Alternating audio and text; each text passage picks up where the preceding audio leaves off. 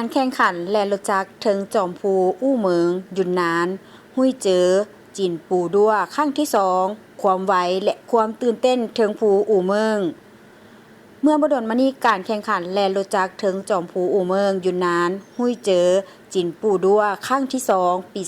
2026ได้จัดขึ้นอย่างโฟดฟื้นการแข่งขันสุดโหดนี้ผสมผสานกับความไวความตื่นเต้นและความดุเดือดได้ดึงดูดผู้ขับขี่สั้นนำหลายกว่า300คนจากทั่วประเทศจีนเพื่อมาร่วมการแข่งขันในรอบตัดสินครั้งสุดท้าย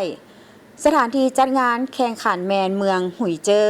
ซึ่งอยู่ในเขตภูดอยอู่เมืองที่มีชื่อเสียงอยู่ที่นี่ภูเขาที่สูงและหอมภูที่เลิกธรณีศาสตร์แมนสลับซับซ้อนและภูมิสันฐานของห้วยน้ำธรรมชาติได้กลายเป็นสนามกีฬาที่ดีเลิศสำหรับการแข่งขันรถออฟโรด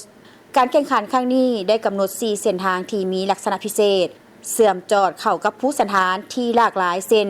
ทางเปิ้นภูลาดซันหาดทรายแม่น้ำและป่าดงดิบในนั้นสนามแข่งม้าที่มีความยาว36กิโลเมตรแม่นน่าตื่นตาตื่นใจเป็นพิเศษซึ่งเป็นการทดสอบที่ยิ่งใหญ่สำหรับทักษะของการขับขี่และประสิทธิภาพของยานพาหนะ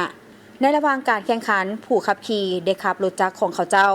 ในขี้ตมและไปมาระหว่างสายน้ำโดยเฉพาะในเส้นทางป่าไม้ต้าจูซานประเสริญหน้ากับเปิ้นภูที่สูงชันและเปียกซุ่มเกือบ70องศาเซและโงนหินที่คุขะแปลกประหลาดนักแข่งล้วนแต่ได้เอาชนะเส้นทางด้วยความกล้าหาญและเทคนิคที่พิเศษสร้างภาพที่น่าตื่นเต้นนอกเหนือจากการแข่งขันที่เข้มข้นแล้วผู้จัดงานยังได้เปิดกิจกรรมการท่องเที่ยวทั้งวัฒนธรรมพิเศษเช่นงานเลี้ยงแคมป์ถนนยาวและคอนเสิร์ตการพานเสื่อมโยงอย่างเลิกเซิงของกีฬาบวกกับการท่องเที่ยว